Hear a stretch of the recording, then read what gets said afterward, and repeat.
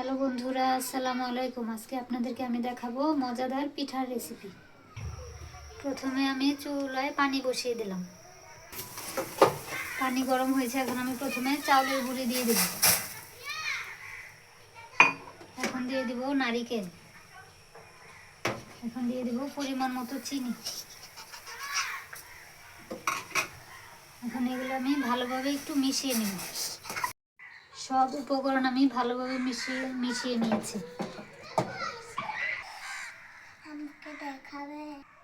এখন আমি একটি ডো বানিয়ে নেব। আমার ডো করা শেষ। এখন আমি পিস পিস করে কেটে নিব।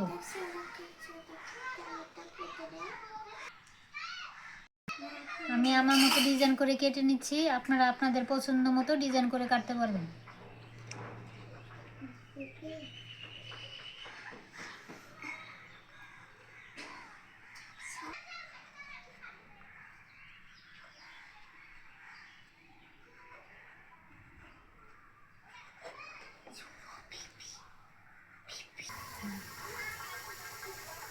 ভাজার জন্য চুলায় একটি কড়াই বসিয়ে দিয়েছি।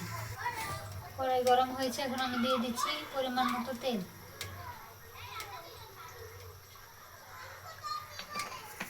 তেল গরম হয়েছে, এখন আমি ভেজে নেব।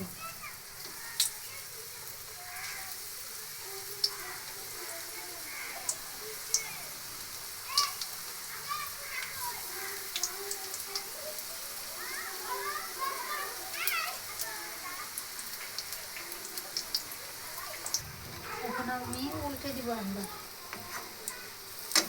দেখুন বন্ধুরা, ভালো লাগলে কমেন্ট করবেন, চ্যানেলটি সাবস্ক্রাইব করবেন।